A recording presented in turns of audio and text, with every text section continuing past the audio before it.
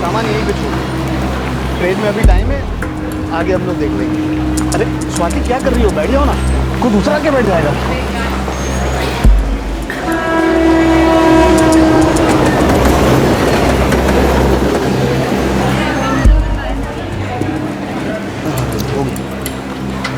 साहब 2500 रुपये में साहब 6 नंबर प्लेटफॉर्म से लेकर आए साहब। 75 में बात हो रहा है, 75 मैंने दी, अब ज़्यादा कितने प्लीज़ क्या क्या पानी है, पानी नहीं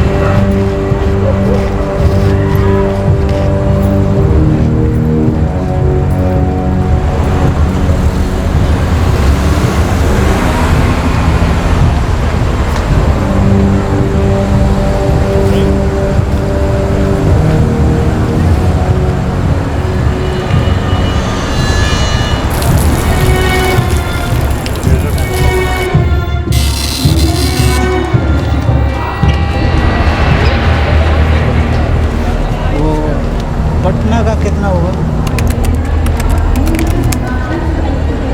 400 रुपये। अरे नहीं लेना तो साइड में हो जाओ भाई, चलो पीछे और भी लोग हैं।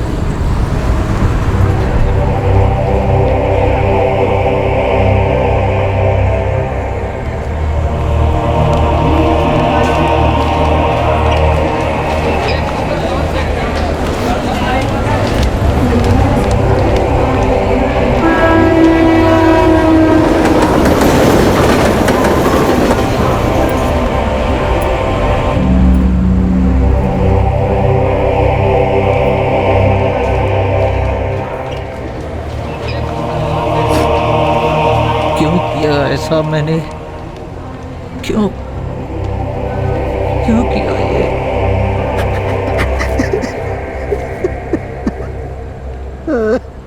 पैंतीस साल के केदार दत्ता ने कुछ ऐसा कर दिया था जिसका उसे पछतावा हो रहा था, लेकिन साथ ही साथ वो इस मुसीबत से भाग निकलने का रास्ता भी ढूंढ रहा था। पकड़े जाने के डर ने उसे अपनी गिरफ्त में ले लिया था। उसी दोपहर केदार ने एक अपराध को अंजाम दिया था।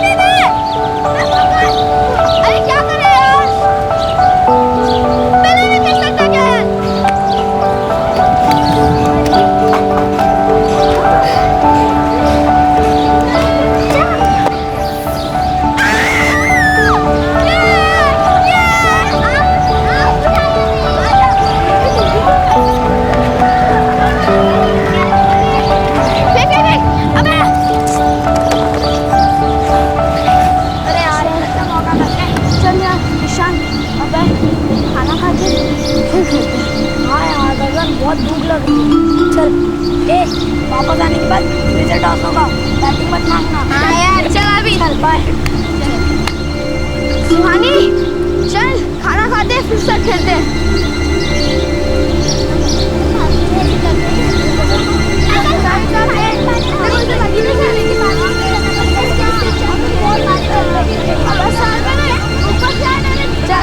बाद में मिलते। हाँ चल भाई, चल भाई। मजा भी आता है। गगन खाने के बाद हाँ पक्का। तू आएगी ना सुहानी? हाँ मैं आऊंगी, लेकिन मैंने खाना खाने दे, या फिर वो भी नहीं खाती हूँ। ठीक है चल बाय बाय बाय।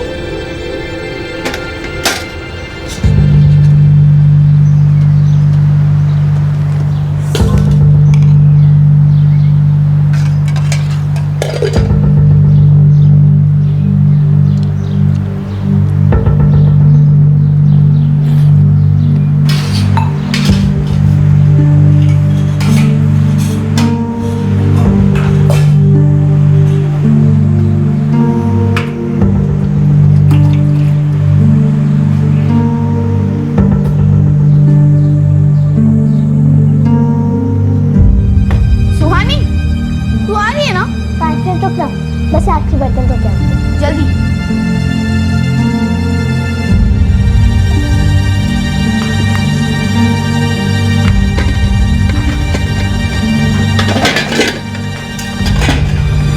चले जल्दी कर, जल्दी जल्दी चल। उसको बुला जल्दी। ईशान हाँ आना। हाँ बस 2 मिनट खा ही रहा हूँ, जल्दी।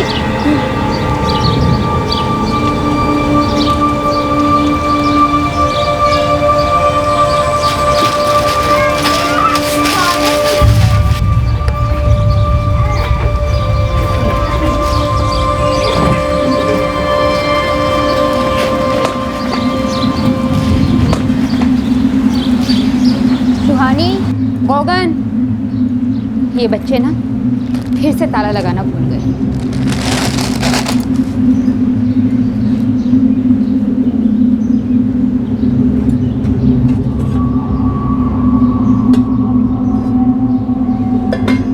खाना तो खाया है। कितनी बार बोली इन बच्चों को कि बाथरूम का दरवाजा खुला मत छोड़ा करो, अशुभ होता है। सुनते ही नहीं।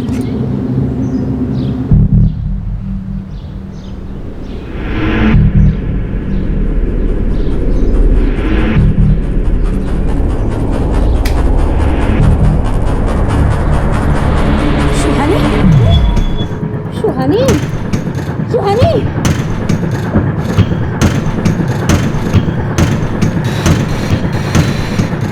सुहानी, गगन, सुहानी, गगन, गगन, गगन, भाभी गगन, क्या हुआ भाभी?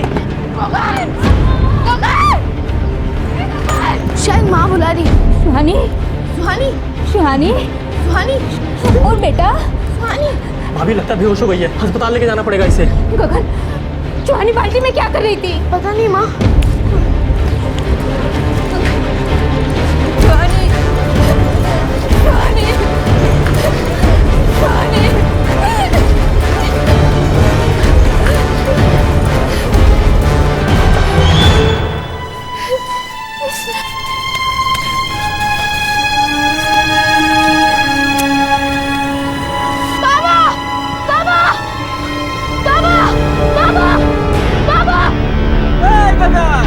क्या हुआ?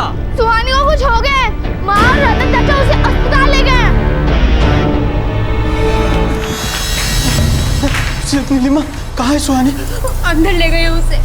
वो बाथरूम में थी, पानी की बाल्टी में उसका सर था।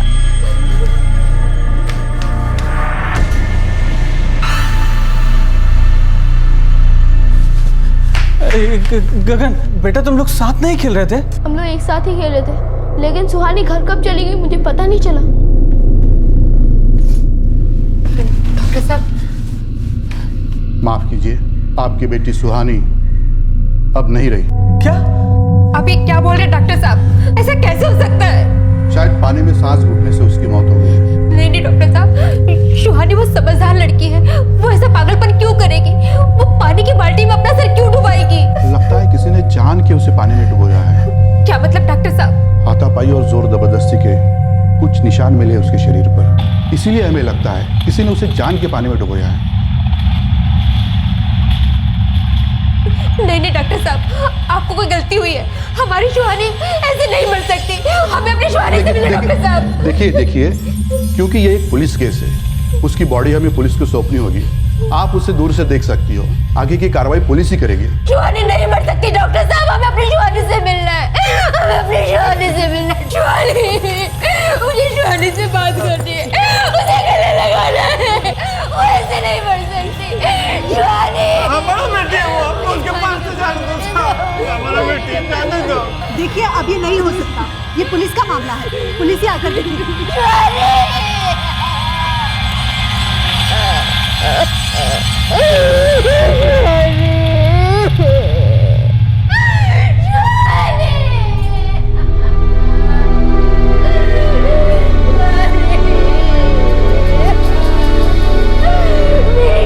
नहीं मर सकती। हमारी सुहानी नहीं मर सकती।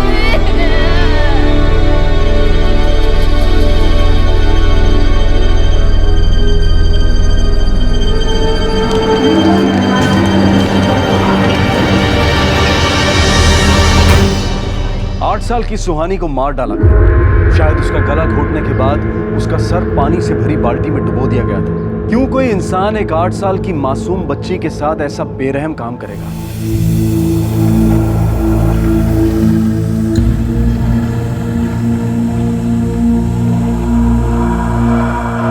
ये बच्ची के माँ बाप है? जी, ये बच्चे की माँ है नीलिमा, और ये बच्चे के बाप देवेन। ये लोग मान ही नहीं पा रहे कि इनकी बेटी सुहानी मर चुकी है। देखिए, मर्डर का केस लगता है। बच्ची को सबसे पहले किसने देखा था? नीलिमा ने देखा है शायद। नीलिमा बाई का काम करती है। जब वो काम से वापस आई तो बाथरूम में उसने अपनी बेटी को देखा। लेकिन बच्ची उस वक्त घर में अकेली क्या कर रही थी? शायद अब घरों में बर्तन फड़के का काम करते हैं और सुहानी के बाबा मजदूरी। हम सुबह सुबह ही घर से निकल जाते हैं। और बच्चे घर पर ही रहते हैं? नहीं, अभी छुट्टी चल रहा है साहब। दोपहर को बच्चा लोग बाहर खेलने जाते हैं, खाना खाने के लिए वापस आते हैं, फिर घर पे रहते हैं या फिर बाहर खेलने लगते हैं। गगन, तुम बाहर खेल रहे थे और तुम्हारी बहन घर पर थी। हम सब लोग खेल रहे थे, मैं, ईशान, सुहानी, प्रिया, अश्विनी। फिर उसके बाद दोपहर को खाना खाने के बाद फिर से खेलने लगे। फिर सुहानी घर कब चली गई? मुझे पता नहीं चला कि सुहानी घर कब चली गई। उसे बाथरूम जाना था।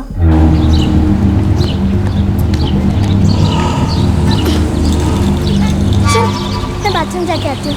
अच्छा ठीक है। तो चाबी गगन के पास थी।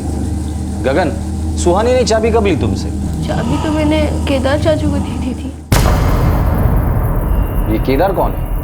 मेरे पति है साहब, हम इनके पड़ोसी हैं। गगन, केदार ने चाबी तुमसे कब ली? पक्का टाइम तो पता नहीं, लेकिन दोपहर के खाने के बाद हम जब खेलने आए थे तब। अरे यार,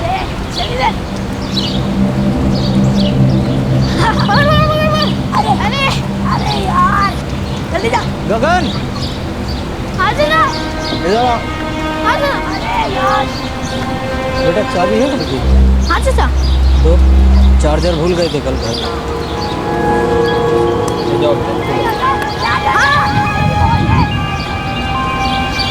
ये ले। केदार कहाँ है? काम पे होंगे। नंबर दो उसका।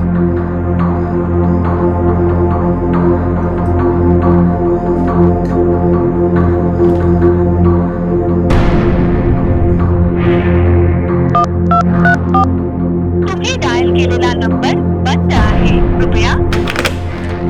सर, तसा नंबर बंद है तो क्या केदार आपकी बेटी सुहानी को मार सकता है? आप दोनों के बीच कोई अनबन? नहीं साहब, हमारा बहुत अच्छा दोस्त है गांव का। हम लोग तो साथ में काम पे भी जाता है कभी कभी। गगन सुहानी हमारे बच्चे जैसे हैं साहब।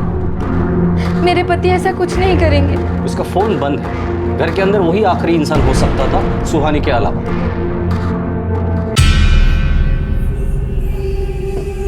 लेकिन साहब, केदार दादा तो हमारे परिवार जैसे हैं। खुद का चार्जर लेने गया था वो कल चार्जर हमारे घर पे भूल गया था।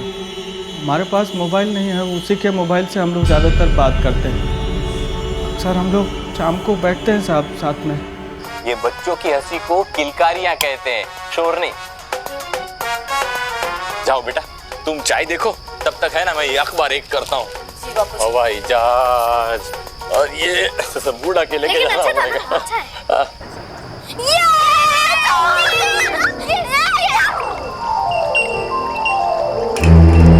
सर्वदा कैद खाने के द्वार पर लात लगाने से पहले इस द्वार को हम फिर से खोलें। यार देवन, हम तंग आ गए यहाँ की जिंदगी से। हमारा छोटे से छोटा सपना भी यहाँ पूरा नहीं होने वाला है। वही रोज की दिहाड़ी, वही रोज का काम, वही रोज की खिटपिट साला। हम लोगों के लिए बड़े बड़े घर बनाते हैं, लेकिन हमारा एक छोटा सा घर नहीं बन पा रहा है और ना कोई कमाई बढ़ने वाली है। जैसी जिंदगी है उसमें खुश रहना तो सीखना पड़ेगा ना। तू कमाता है, हरू कमाती है, पैसे बचा थोड़ा। हम और नीलिमा तो यही करते हैं, गगन और सुहानी के अच्छे भविष्य के लिए। कुछ होशियार है, हमने तो सोच लिया हमारी जैसी जिंदगी उनको नहीं जीने। हाँ केदार दादा, आप भी थोड़ा पैसा बचाइए। चारू बहुत चिंता करती है, हमेशा परेशान रहती है। और दादा पहले पीना कम कीजिए। हाँ यार केदार, देख कभी कभार बैठ के पीना ठीक बात है, रोज रोज ऐसे पीना ना ठीक है। क्या करें यार, ईशान के लिए हमारे मन में भी बहुत सपना है, लेकिन अब लग रहा है धीमे धीमे वो सारा सपना टूट रहा है। गांव किस लिए छोड़ा? अपना सपना का दुनिया बसाने के लिए। और क्या हुआ?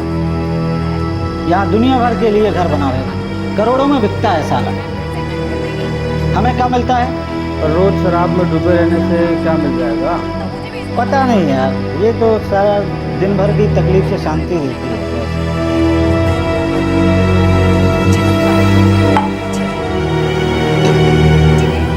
चलते हैं यार।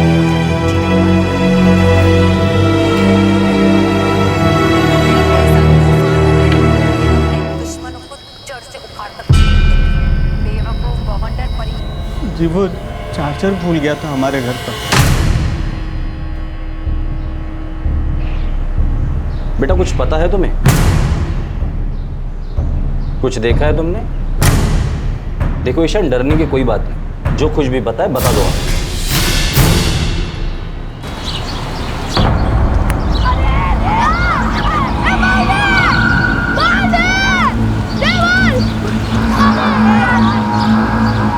यार बहुत प्यास लग रही है, मैं पानी पी के आता हूँ। जल्दी आना। हाँ यार, यू क्या यू आया। राजकुमार समझता है।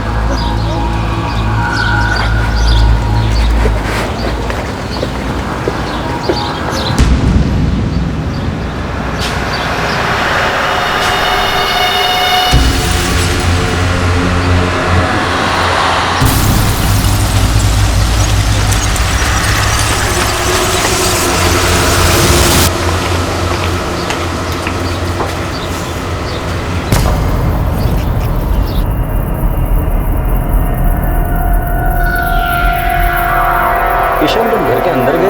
नहीं सर, मैंने सिर्फ पापा को भागते हुए देखा था, वो बहुत डरे हुए थे। नहीं साहब, मेरे पति ऐसा नहीं कर सकते। सुहानी तो हमारी बेटी जैसी थी।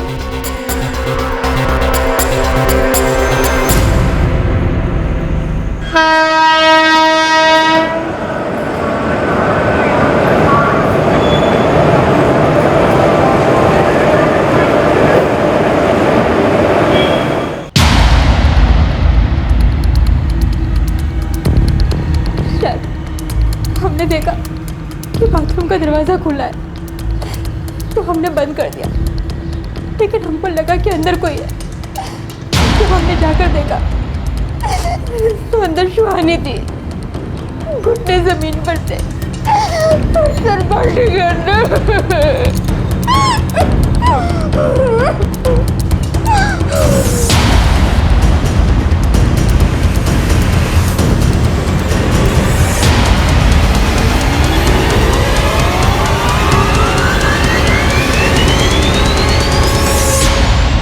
ये केदार आपकी बेटी को क्यों मारेगा?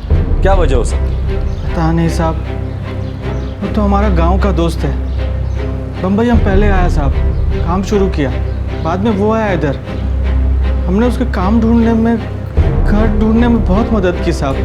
पता नहीं साहब वो हमारे बच्चे को क्यों मारेगा। केदार का फोन अभी भी बंद आ रहा है। आपकी बेटी मर चुकी है, ये बात पूरे मोहल्ले को पता चल चुकी है, पर केदार का अभी तक फोन नहीं आया और ना ही फोन लग रहा है। हमें आपके पति की फोटो चाहिए। वो काम कहाँ करता है और इस वक्त कहाँ मिलेगा?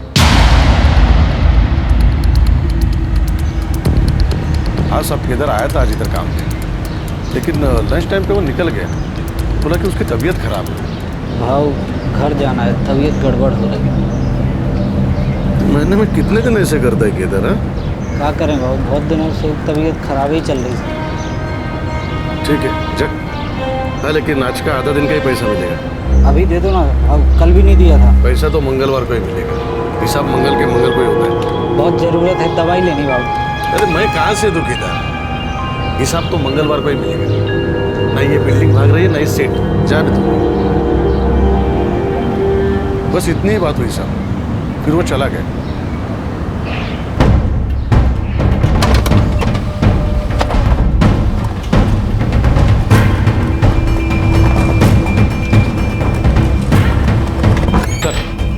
केदार का फोटो सारे पुलिस थानों और रेलवे स्टेशनों में भेज दिया है। गुड। लेकिन रायकर एक बात समझ में नहीं आ रही, उसने उस मासूम बच्ची को मार क्यों डाला? कोई दुश्मनी भी नहीं थी।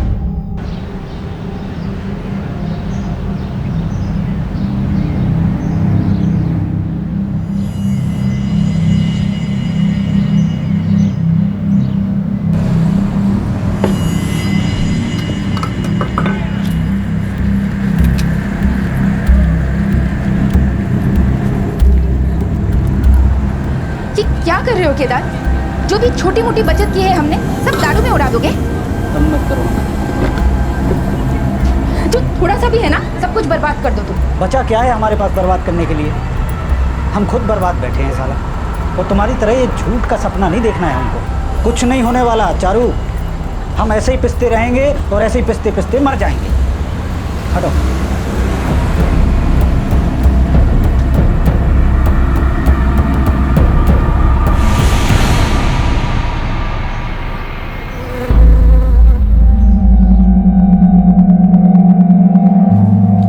दादा, हमारी बच्ची के साथ ऐसा कैसे कर सकते हैं? पता नहीं नीलिमा, मेरे तो समझ में नहीं आ रहा है कि उसने ये किया भी है या नहीं। वो हर दोपहर को हमारे ही घर में खाना खाते थे जब चारू काम पर जाती थी, और तुमने ही उन्हें यहाँ पर काम दिलवाया। फिर ऐसा क्यों किया उन्होंने हमारे साथ? हमारे तो पल्ले ही नहीं पड़ रहा है कि वो ऐसा क्यों करेगा। उसे क्या मिल जाएगा ये सब करके?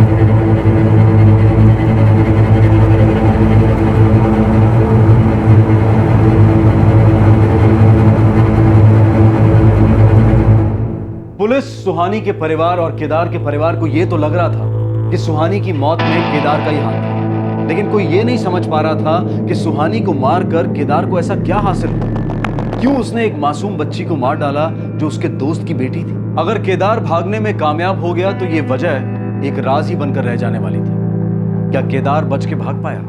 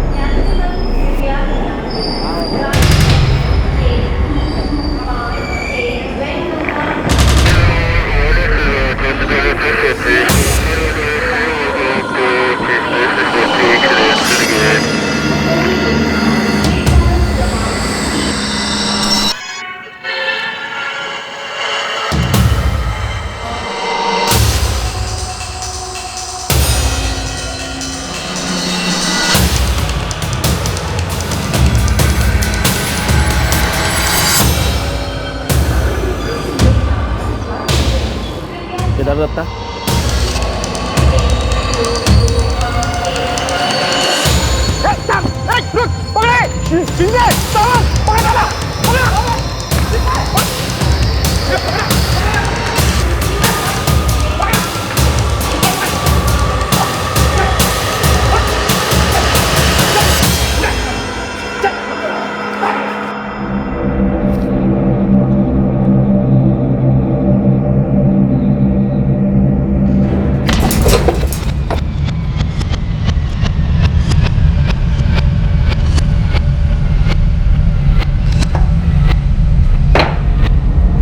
केदार भाग रहा था, जो भी करके बच के निकलना चाहता था। हमको बुरा लग रहा था साहब, पछतावा हो रहा था, डर गए थे साहब। हमें समझ नहीं आ रहा था साहब कि हम कहाँ मुंह दिखाएंगे अपने दोस्त को। मतलब सुहानी को तुमने ही मारा? क्यों मारा सुहानी को तुमने? उस 8 साल की बच्ची ने क्या किया था तुम्हारे साथ, जो उस मासूम को तुमने जान से ही मार डाला?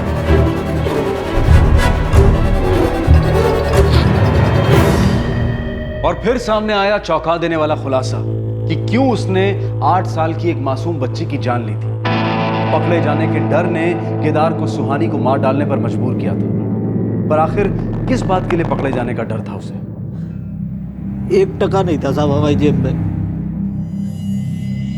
ठेकेदार ने भी मना कर दिया, बोला मंगल के मंगल है साहब। पैसा तो मंगलवार को ही मिलेगा, हिसाब मंगल के मंगल को ही होता है। मारना नहीं चाहते थे साहब हम उसको। हम सोचे कि चारू से पैसे मांग लेते हैं, हम जानते थे साहब कि वो मना कर देगी, फिर भी सोचा कोशिश करते हैं। तब हम देखे कि फ़ोन की बैटरी ख़त्म हो गई साहब, तो हम घर गए। उस वक्त याद आया साहब, हमारा चार्जर तो देवेन के घर छूट गया। गगन, हाँ जीजा। बेटा चाबी है घर की? ले जाओ बेटा।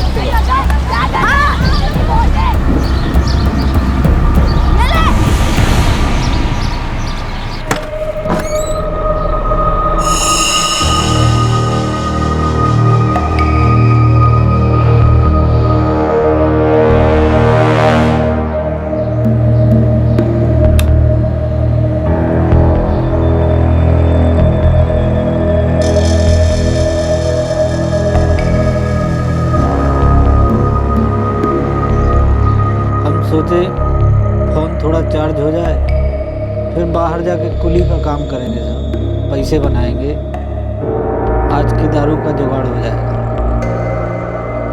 तभी साहब देवेन के बैग पे नज़र पड़ी साहब।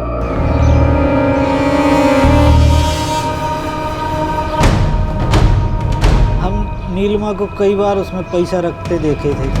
वाह वाह, सुना आप लोगों ने? टप्पू सेठ भर का। दया भाभी, अब तक टप्पू सोसाइटी में शरारत करता था, मस्ती करता था, क्रिकेट खेल के खिड़कियों के कांच तोड़ता था। वहां तक तो ठीक था, लेकिन अभी परमिशन के बगैर सोसाइटी कंपाउंड में प्रोग्राम का आयोजन भी करने लगा है।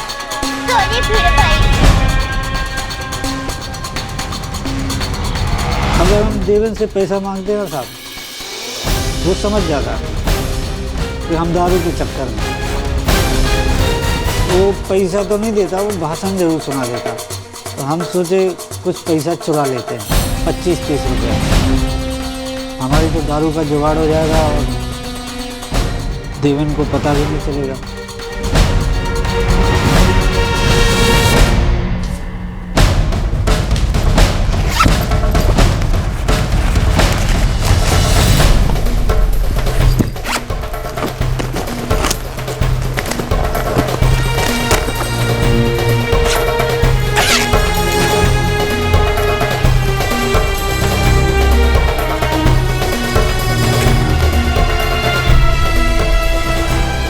हम ध्यान नहीं दिए, सुहानी पीछे खड़ी थी, वो हमको पैसा चुराते देख लेती थी। केदार चाचा,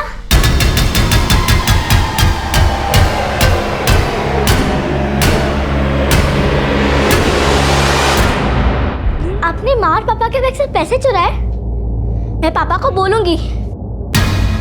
देवेन हमारा बहुत पुराना दोस्त है साहब।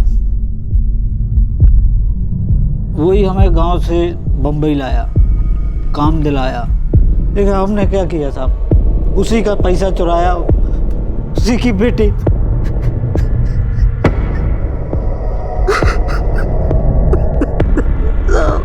काबू दिखाते साहब। हमारी तो सारी इज्जत मिट्टी है। आपने पैसे चुराए, मैं पापा को बताऊंगी। अरे वो तो नहीं, तुम माँ बाबा को कुछ मत बताना। ठीक है। लेकिन आपने चोरी क्यों की केदार चाचा? हम डर गए थे साहब, सोचे सुहानी अगर सबको बता दे तो हम तो कहीं के नहीं रहेंगे साहब। फिर भी हम देवेन के पैर पकड़ लेते, हम उससे माफी मांग लेते साहब, लेकिन हमारी तो बुद्धि भ्रष्ट हो गई।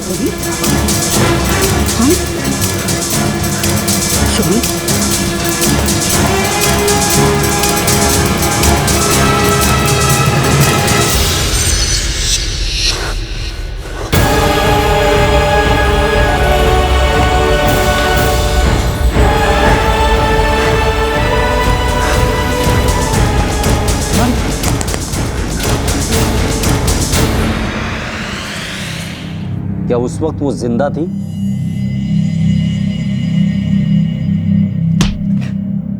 केदार, क्या सुहानी उस वक्त जिंदा थी? हाँ साहब, जिंदा थे।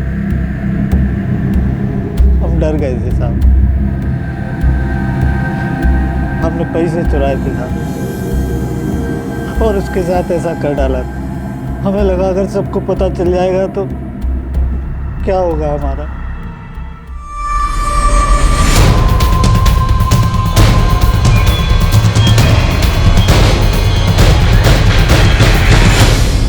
हम उसे बाथरूम में ले गए साहब।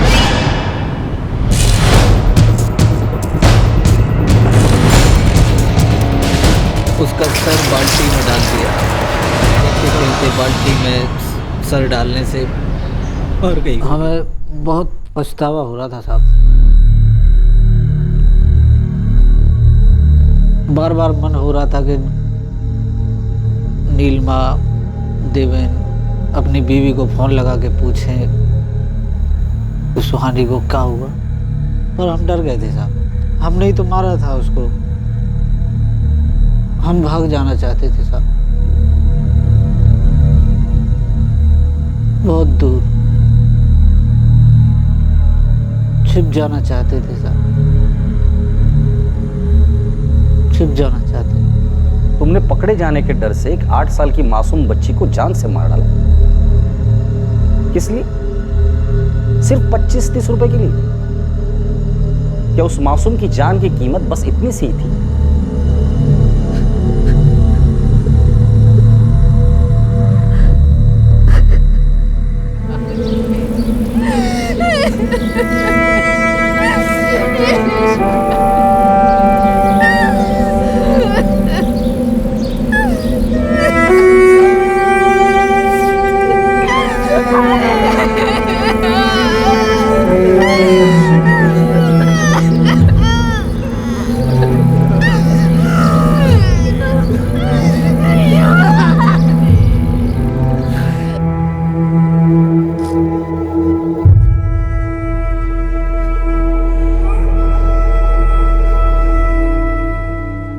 केदार को शहर का जीवन रास नहीं आ रहा था। वो इस बदहाली से तंग आ चुका था। इसे भुलाने के लिए उसने अपने आप को शराब के नशे में डुबो दिया। अपनी परवाह करना तो उसने छोड़ ही दिया था, साथ ही अपने परिवार का भला सोचना भी बंद कर दिया था। इतनी बेपरवाही के बावजूद उसने अपनी झूठी इज्जत की परवाह क्यों की? जब सुहानी ने उसे चोरी करते हुए देख लिया और उसने उस 8 साल की बच्ची को बेरहमी से मार डाला। सुहानी के माँ बाप जो इतनी मुश्किलों को झेलने के बावजूद भी अपने बच्चों के सुनहरे भविष्य के सपने देखते थे, आज वो माँ बाप यकीन नहीं कर पा रहे हैं कि उनका इतना करीबी इंसान ही उनकी खुशियां छीन चुका है। उनके खास दोस्त ने ही उनकी बच्ची की जान ले ली है। आज वो माँ बाप टूट चुके हैं। हमारे आज के एपिसोड की दूसरी कहानी।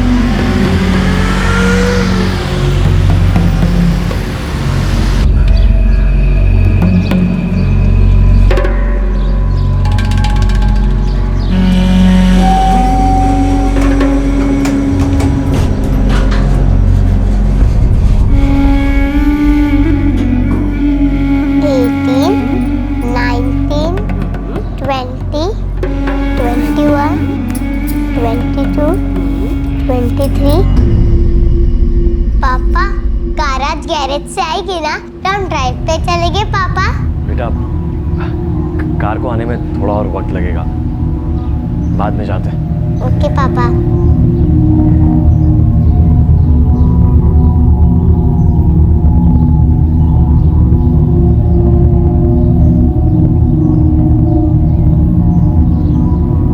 विनायक बेटा क्या सोच रहा है? कुछ नहीं आई, बस तुम्हें देखने आया था।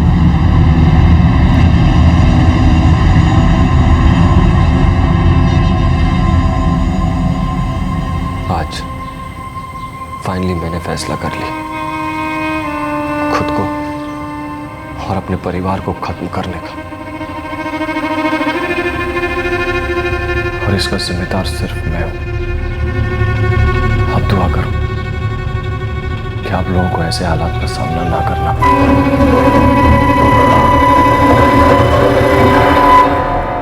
जो अपने पास है उससे ज्यादा पाने की चाहत हर कोई रखता है, अपनी पहुंच से ज्यादा, अपनी हैसियत से ज्यादा। लेकिन बेहतर जिंदगी के लिए अपने आज को दांव पर लगाना खतरनाक हो सकता है। विनायक शिंदे क्यों आज इस मोड़ पर खड़ा हुआ था?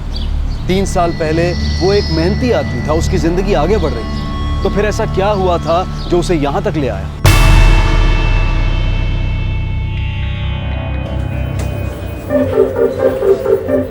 Yes sir, right sir.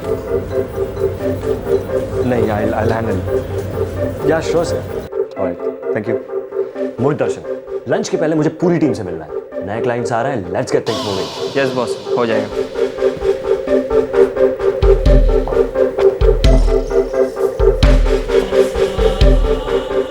Vinayak, review meeting के लिए आ रहा है क्या? नहीं यार, मैं नहीं आ पाऊंगा। नए क्लाइंट्स मेरे जान के पीछे पड़े हैं, सांस लेने का भी वक्त नहीं है। तुम जाना, मैं बॉस को मिल कर। Okay busy man.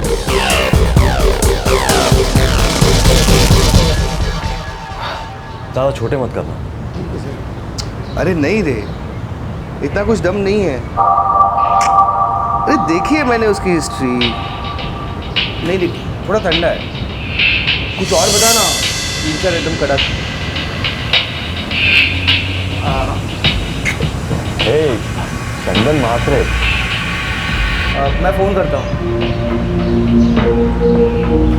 विनायक, कैसा है चंदन? मैं एकदम मस्त। तू कैसा है? कहाँ है? किधर है? एकदम ठीक हूँ यार। पता है 10 साल के बाद मिल रहे हैं। क्या बोल रहे हैं? 10 साल हो गए? हाँ 10 साल। और बताओ क्या चल रहा है आजकल? बस यार यही छोटा मोटा धंधा कर रहा हूँ। तू बता? बस यार कॉल सेंटर में टीम लीडर हूँ। अरे वाह, तू तो बड़ा सांप बन गया। हाँ यार। अच्छा चलो कॉफी पीते हैं कहीं चल के, इतने सालों के बाद मिले। चल लेट्स गो।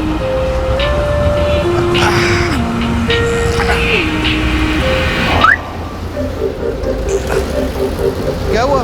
चल। ये तेरी कार है? हाँ। क्या पका रहा है? बोल ना। विश्वास नहीं तो पेपर्स दिखाओ। आओ यार, इतने छोटा मोटा धंधा है क्या? खड़े खड़े यही इंटरव्यू लेगा क्या? हाँ चल, आराम से बैठ के बात करते हैं। आजा भाई, चल आजा, बैठ।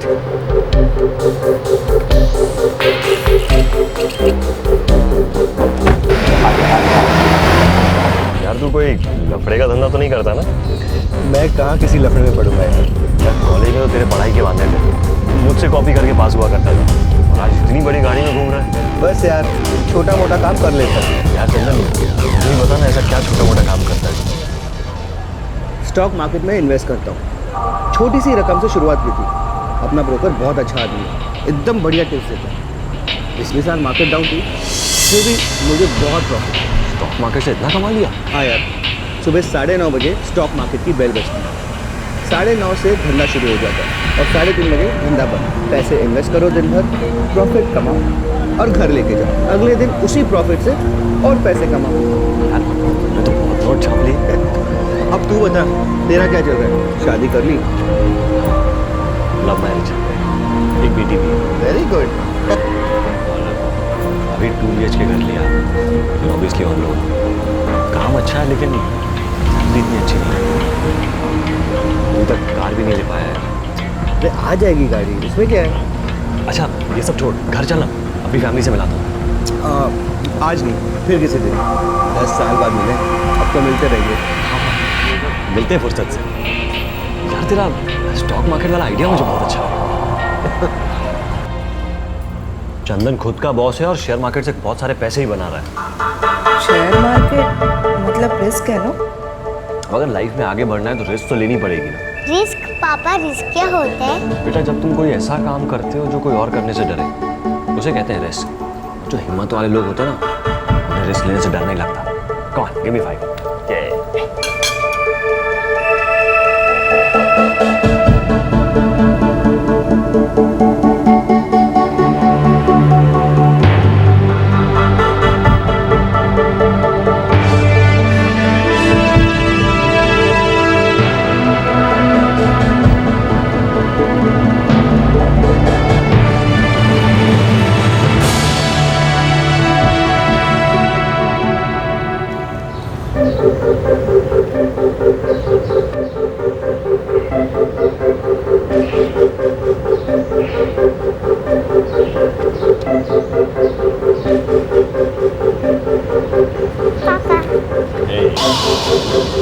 अच्छे से पढ़ाई करना, शिकायत नहीं आनी चाहिए। ओके? चलो बेटा जल्दी चलो, पापा को बाय करो। चलो चलो चलो, चलो। अच्छा सुनो, कल न्यूज़पेपर वाले को बोल देना कि स्टॉक मार्केट वाला भी न्यूज़पेपर शुरू कर दे विदाउट फेल। भगवान आप पर भी ना शेयर मार्केट का भूत सवार है। चलो बाय। हंस लो बताता हूँ तुम्हें। चलो बाय।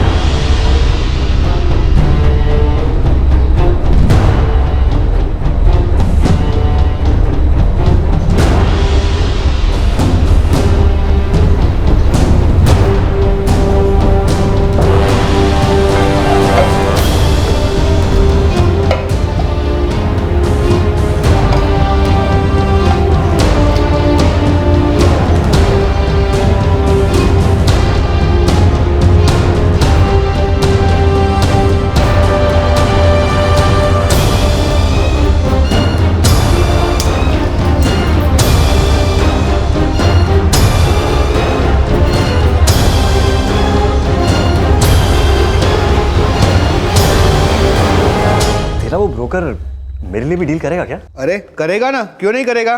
क्यों, तुझे भी स्टॉक मार्केट में पैसे डालने हैं? हाँ क्यों, मुझे भी आगे बढ़ना है यार। ले नंबर लिख उसका। 1 मिनट। विनायक जी आपको किस तरह का इन्वेस्टमेंट करना है, शॉर्ट टर्म या लॉन्ग टर्म? अरुण भाई शॉर्ट टर्म में ज़्यादा प्रॉफिट है ना। हाँ, शॉर्ट टर्म मतलब सुबह पैसा लगाया और शाम होते होते तक पूरा पैसा निकाल लिया और प्रॉफिट बुक किया। वैसे मैं आपके लिए दोनों तरह के इन्वेस्टमेंट कर सकता हूँ, short term and long term. नहीं मुझे तो शॉर्ट टर्म ही करना है, कुछ सजेस्ट कीजिए ना। अच्छा, अगर आपको आज से ही इन्वेस्ट करना है तो मेरे पास एक स्वीप है 7 रुपए का, और शाम होते होते तक तो वो 10 पॉइंट बढ़ेगा ही। मतलब अगर मैं आज 10,000 लगाता हूँ तो आज के आज ही 70,000 हो जाएंगे? जी हाँ, वैसे मैं आपको सजेस्ट करूंगा कि आप एक साथ 2-3 शेयर में इन्वेस्ट कीजिए। आपको कितना पैसा डालना है उस हिसाब से मैं अपनी फर्म में आपके लिए एक अकाउंट खोल देता हूँ, उसके बाद आप रोज ट्रेडिंग कीजिए। ठीक है, तो आज ही से श्री गणेश कर देते हैं।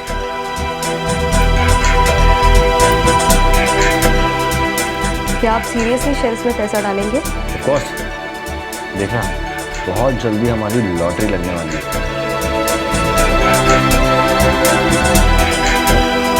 विनायक मीटिंग के लिए आ रहा है क्या?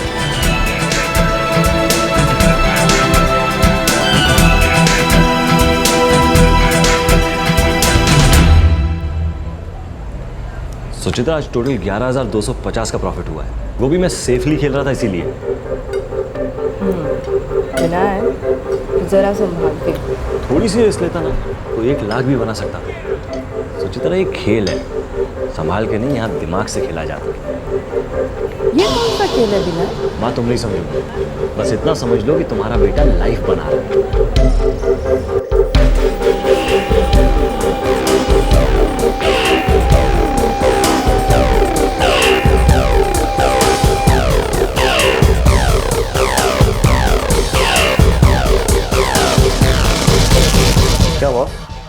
रिजाइन कर रहा है? हाँ यार। New job? ना, अब कोई जॉब नहीं, कोई अपना बॉस नहीं, अपन अब खुद के बॉस। कोई लॉटरी लग गई है क्या? यही समझ ले, खुद का काम शुरू कर दिया है। पागल हो गया है क्या? घर का EMI की अब कोई टेंशन नहीं। सैलरी से जितना कमाता था ना, उससे दुगना तिगना नहीं, चौगना भी कमा लूंगा। कुछ बताएगा? काम क्या कर रहा है? बस ये समझ ले कि लाइफ बना है। विनायक ने अपनी नौकरी छोड़ दी थी। अब वो पूरी तरह से स्टॉक मार्केट की दुनिया में डूब गया था और उसे मुनाफा भी हो रहा था। हमेशा से उसने जो बेहतर जिंदगी का सपना देखा था वो पूरा हो रहा था। विनायक अपनी लाइफ बना रहा था।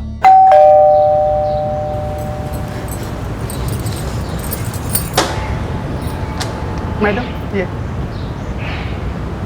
टीवी। विनायक, हाँ वो 40 इंच HD टीवी तुमने ऑर्डर की है? हाँ, आ गई क्या? हाँ वो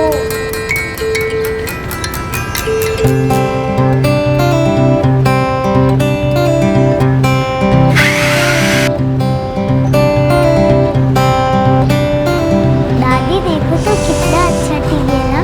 हाँ बेटा, बहुत अच्छा टीवी है। पापा आई लव यू, मेरा टीवी बहुत अच्छा है।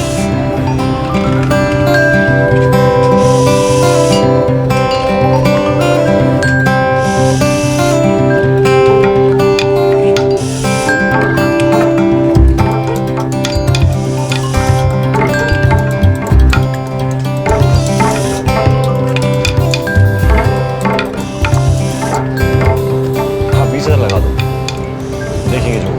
स्टॉक तो अच्छा है ना? हेलो, हाँ विनायक, मैं पहुंच गई कंपाउंड में। तुम वहीं रुको, मैं अभी आया। क्या सरप्राइज है मम्मा? पता नहीं बेटा, पापा बताएंगे। उन्होंने कहा यहाँ आके वेट करो।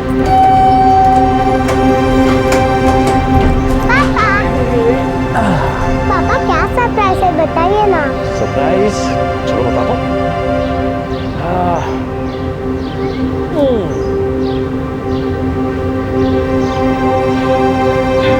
एक छोटा सा सरप्राइज मेरी प्यारी सी वाइफ के लिए। मेरे लिए? वाह पापा, इट्स सो क्यूट। अब मम्मा को ऑटो में जाने की कोई जरूरत नहीं, मम्मा ऑफिस इसमें जाएगी। और कभी मम्मी मेरे को स्कूल भी लेके जाएगी। चलो ना मम्मी एक चक्कर लगाते हैं। बाय पापा, ये मम्मा और पास चला, बहुत मजा आ रही है। सुचित्रा से 45,000 की है। बाप रे, 45,000? अभी ज़्यादा नहीं है माँ।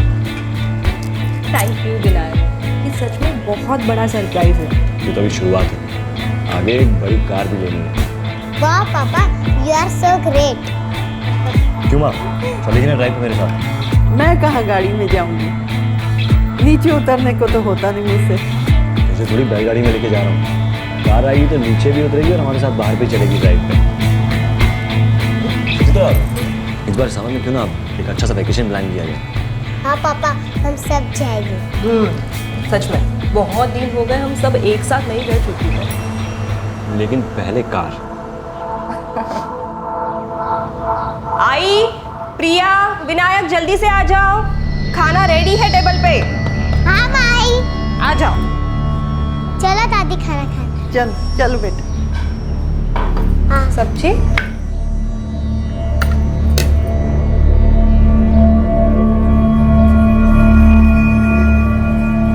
विनायक, खाना ठंडा हो जाएगा, जल्दी से आ जाओ। तुम लोग खा लो, मुझे भूख नहीं है। अच्छा।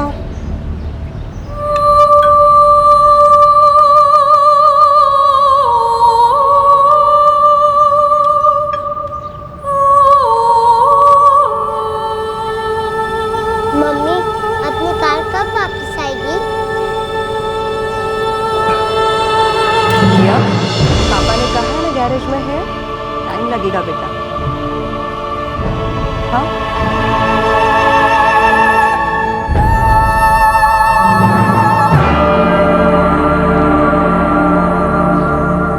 सर, आप इसे एक्सीलरेट कीजिए, तब आपको पता चलेगा कितनी प्यारी क्रूजिंग है इस गाड़ी।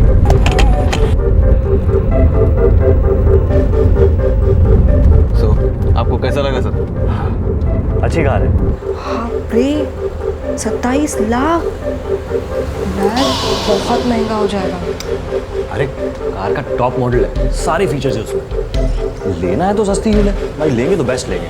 तो फिर आप इसके लिए कितना लोन लोगे? 20 लाख का लोन और 7 लाख रुपए अपनी जेब से। विनायक, ज्यादा नहीं होगा? बिल्कुल फिक्र मत करो, EMI तो देखते देखते निकल जाएंगे।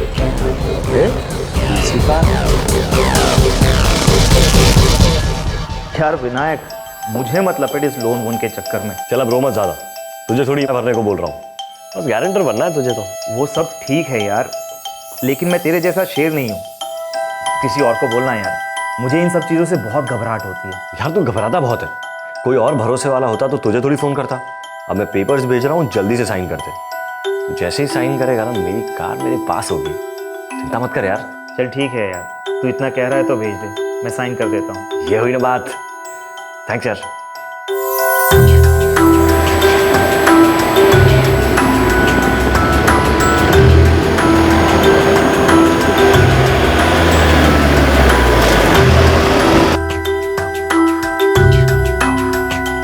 वेल डन मिस्टर विनायक, गाड़ी तो अभी शुरुआत है, ये तो बहुत आगे जाना है।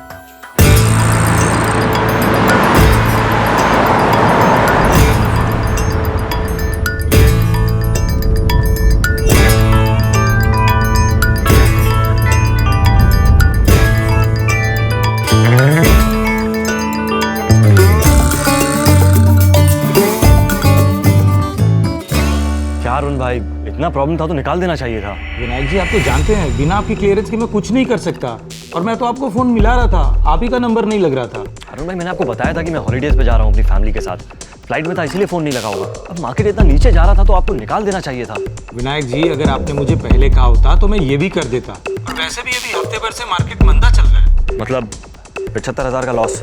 हाँ, करीब 73,000 तक डूबा है। आप एक काम करो, पापा आप कब आ रहे हो? हम सब आपकी वेट कर रहे हैं। अरुण भाई एक मिनट, बेटा आप मम्मा के साथ आगे चलो, मैं माल रोड पे मिलता हूँ आपको। ओके? हाँ अरुण भाई, कल 50 लगा दो दूसरे वाले पे, कल तो बढ़ेगा ना? उसमें 25, इसमें 17 और तीसरे में 12, 54,000 का नुकसान हो गया अरुण भाई। विनायक जी, मैंने आपको बताया ना, मार्केट अभी बहुत ठंडा चल रहा है, सिर्फ आपका ही नहीं बाकी कई लोगों का भी नुकसान हुआ है। मार्केट की हालत तो अभी ऐसी है कि 80 पॉइंट चढ़ता है तो 150 पॉइंट गिरता है। पर ऐसा क्या हो रहा है जिससे मार्केट की इतनी बुरी हालत है? विनायक जी, जब सरकार हिली पड़ी है तो मार्केट कैसे स्टेबल होगा?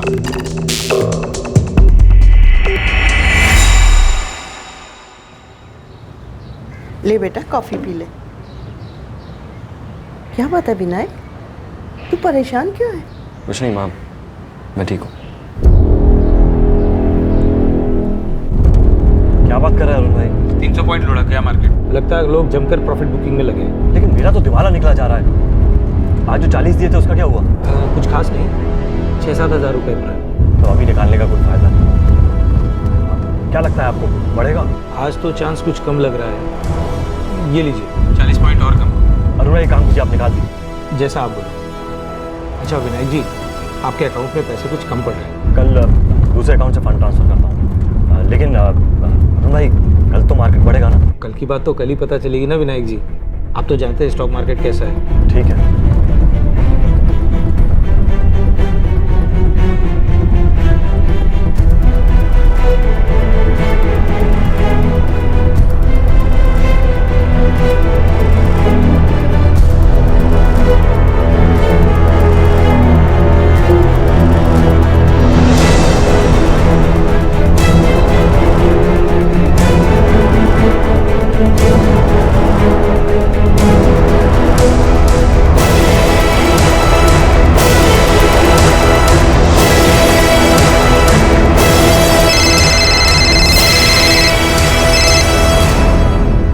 मिस्टर विनायक, मैं कॉमन ट्रस्ट बैंक से बोल रहा हूँ। आपके लोन का EMI बाउंस हो चुका है सर।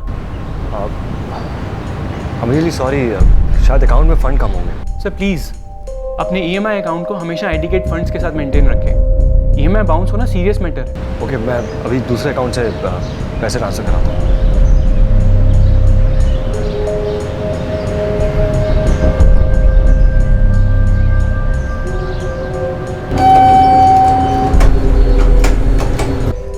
क्या करूं यार, टाइम खराब चल रहा है, बिल्कुल पैसे नहीं है मेरे पास। यार विनायक, तेरे बैंक से मुझे दर्जन भर फोन आ चुके हैं। तूने 2 महीने से EMI भी नहीं भरा है और तू फोन भी नहीं उठाता है।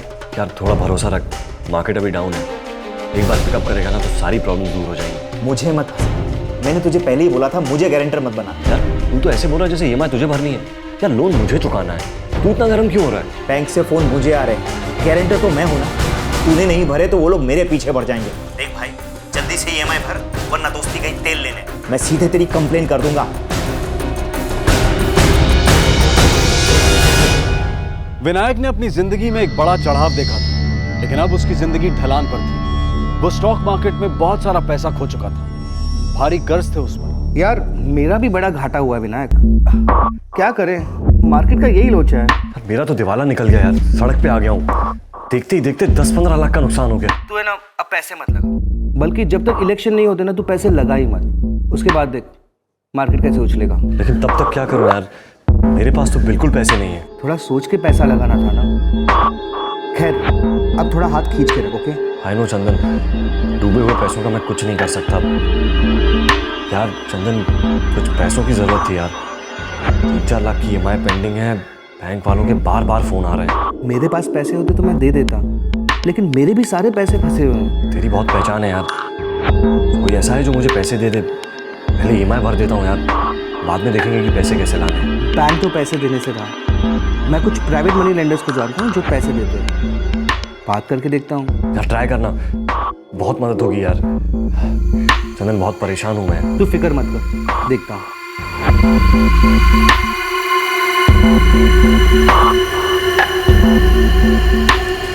बस इतने पैसे? हाँ विनायक, पिछले महीने की सैलरी में से सिर्फ इतना ही बच पाया, अब अगले महीने का वेट करना पड़ेगा।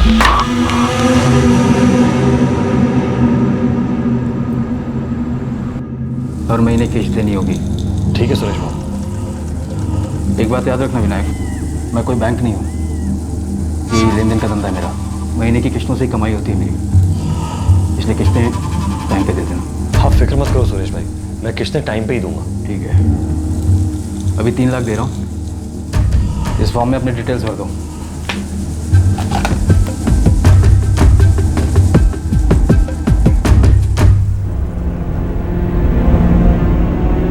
कुछ बात बनी? हाँ, कार की 4 महीने की EMI भर दूंगा। टीवी और फ्रिज की EMI भरने के बाद भी 60,000 रुपये बचते हैं। सुरेश दामले को हर महीने 25,000 देने। मैं सोच रहा हूँ कि इस बार रिस्क नहीं लूँगा और सेफली खेलूँगा। मैं क्या बोल रही हूँ, आप दूसरी जॉब क्यों नहीं ट्राई कर लेते? सुचित्रा, बुरा वक्त आता है, लेकिन ऐसे डर के क्या जीना। भरोसा रखो, सब कुछ ठीक हो जाएगा, लाइफ फिर से बन जाएगी।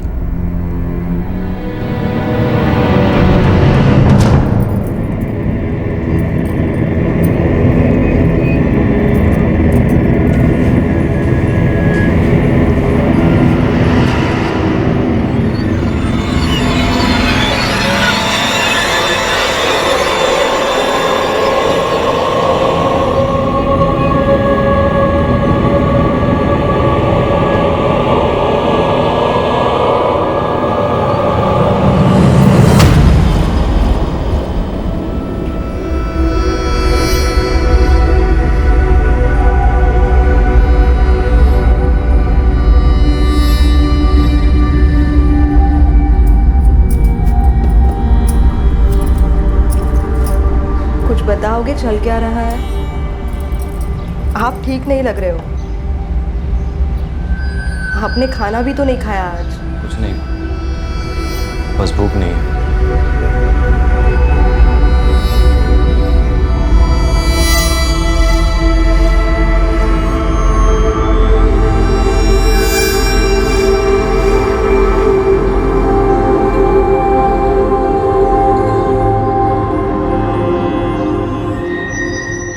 बस अब बहुत हो गया यार, मैं और नहीं झेल सकता। यार समझने की कोशिश कर, बहुत मुश्किल में हूँ यार। तो मैं क्या करूँ यार, मैंने थोड़ी बोला था इतना लोन उठाने को। तू गाड़ी में घूमता है, टेंशन मेरे को। ये सब गलत है बॉस। यार मैं पूरी कोशिश कर रहा हूँ, फिलहाल मेरे पास बिल्कुल पैसे नहीं। ये सब जाके तू बैंक को बता। तू तो फोन उठाता नहीं है, तेरे पीछे वो लोग मुझे परेशान करते हैं। अगर मेरे पास कोई रिकवरी एजेंट आया तो सुन ले तू, मैं तेरी सीधी कंप्लेन कर दूंगा। सॉरी यार रोहन, बहुत परेशान हूँ यार। तेरा अपना फैला हुआ है तो खुद समेत।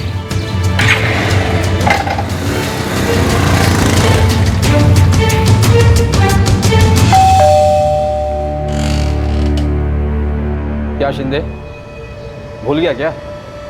4 महीने से न तू आया न तेरी किश्त। भाई थोड़ा लेट हो गया, ऐसा नहीं था। मैंने पहले ही बात साफ कर दी, मैं बैंक नहीं हूँ और अपना काम धंधा छोड़ के तेरे चक्कर नहीं लगा सकता। शराफत से बोल रहा हूँ, 1 हफ्ते का टाइम देता हूँ, पैसा नहीं आया तो शराफत छोड़ दे। क्या हुआ बेटा? ये कौन चिल्ला रहा है? कोई नहीं माँ, वो मेरे दोस्त थे। मिस्टर विनायक, आपका ट्रैक रिकॉर्ड तो अच्छा है, लेकिन ये 3 साल आप क्या कर रहे थे? सर वो मैंने काम से ब्रेक लिया था। ब्रेक हायर स्टडीज के लिए या कुछ और? सर कुछ और ट्राई कर रहा था। जैसे कि? सर अपना काम करने की कोशिश कर रहा था। कैसा काम? सर छोटा सा बिजनेस था मेरा। मिस्टर विनायक, साफ साफ बताइए, आप क्या पिछले जॉब के क्लाइंट्स लेकर खुद का काम शुरू कर रहे थे? नहीं सर, ऐसी कोई बात नहीं है। तो फिर आप बताइए ना कि क्या कर रहे थे इस ब्रेक में? अब तक 6 इंटरव्यू दे चुका हूँ। जहाँ जाता हूँ मुझसे लोग यही पूछते हैं कि मैंने 3 साल किया क्या जवाब दूंगा।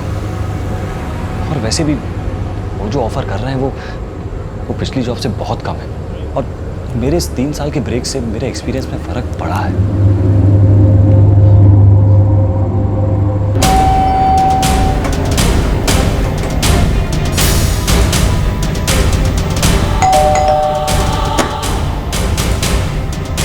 एक हफ्ता हो गया, पैसा कहाँ है?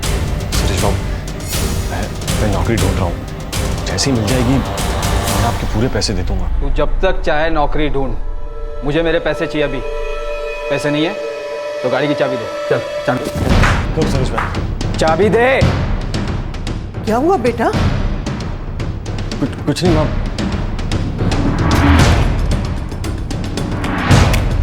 मेरे 2.25 लाख रुपए दे दे और गाड़ी ले जा।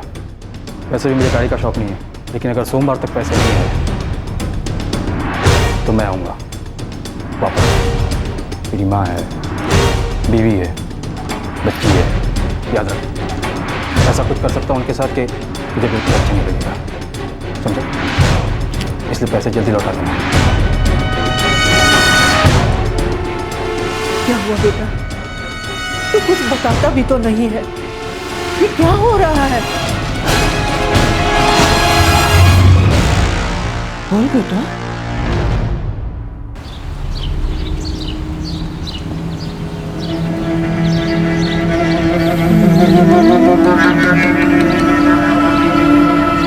पापा, हमारी कार कहाँ गई? क्या हुआ? हमारी कार कहाँ गई? वो बेटा मैंने गराज में भेजी है, कार में कुछ प्रॉब्लम हो गई। ओके पापा। दादी भूख लगी है, खाना दो ना।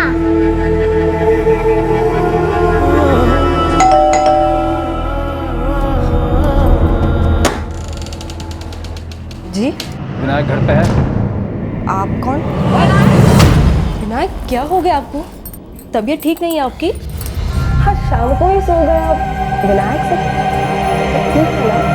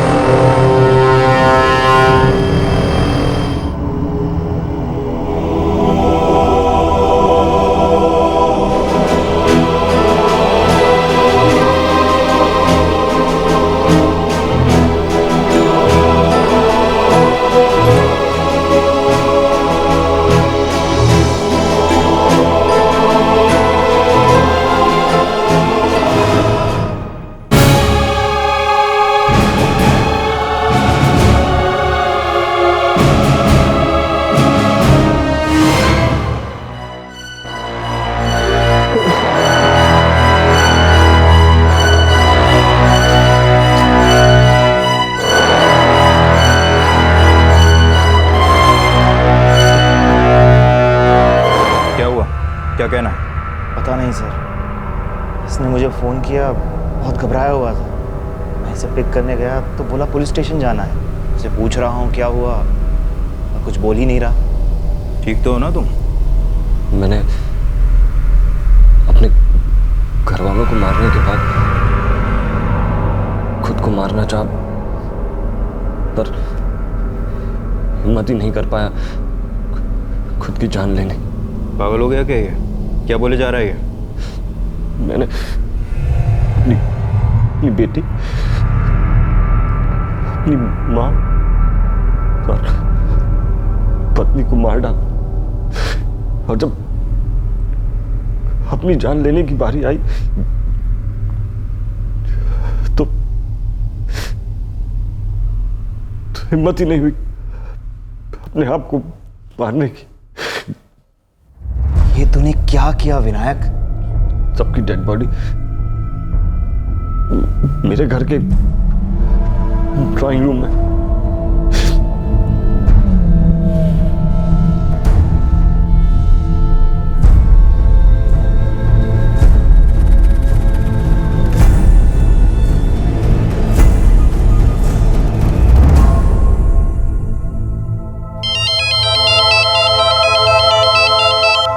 ये सर अभी तो मंदी चल रही है मार्केट में, आपको तो पता है ना मार्केट का। आज नीचे है तो कल ऊपर उठेगा। हाँ सर, मैंने गाड़ी उठाई थी उसकी और धमकाया भी था उसको, लेकिन सर ये मेरा काम है। उसने लोन लिया था और चुका नहीं रहा था। मैं भी क्या करता, कब तक प्यार से बात करता मैं उससे। और तुम्हारी इस धमकी से घबराकर उसने अपने सारे घर वालों को मार डाला। जब लोन लेते तब घर वाले याद नहीं आते। मैं भी क्या करता, पैसे तो वसूल लेते उससे। मेरे भी तो अपने घर वाले हैं ना सर।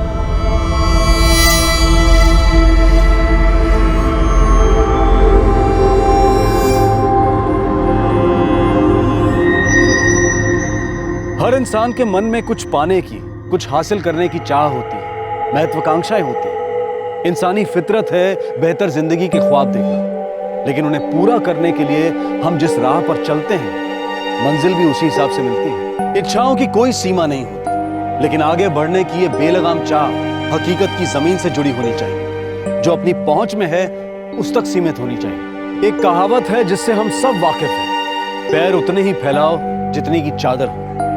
शायद आज के लोन्स, ईएमआई और क्रेडिट कार्ड के जमाने में ये कहावत थोड़ी पुरानी लगे। ये सब आपसे यही कहेंगे कि हम आपके साथ हैं, लेकिन तब तक साथ हैं जब तक आप उनके पैसे लौटा सकते। कोई भी मार्केट जो समाज के बदलते रंगों के साथ चढ़ती उतरती है वो हमेशा चेतावनी देती है, हमेशा जोखिम से भरी होती है। ये जानना समझना बहुत जरूरी है कि हम कितना रिस्क ले सकते हैं, कितना खो सकते हैं। कर्जा ना चुका पाने की वजह से विनायक ने अपने पूरे परिवार को खत्म कर दिया। उसकी बेहतर जिंदगी की चाह ने उसके मासूम परिवार की जान ले ली। इस बात से सतर्क रहना बेहद जरूरी है कि हमारी इच्छा, हमारी महत्वाकांक्षा कहीं लालच का रूप ना ले ले। आपसे फिर मुलाकात होगी क्राइम पेट्रोल सतर्क में एक और नए केस के साथ। तब तक अपना ख्याल रखें, सुरक्षित रहें और याद रखें, सही वक्त, सही कदम, सतर्क रहें। जय। क्राइम पेट्रोल के और भी दिलचस्प कहानी देखने के लिए हमारे चैनल को सब्सक्राइब करें और बेल आइकॉन दबाना न भूलें।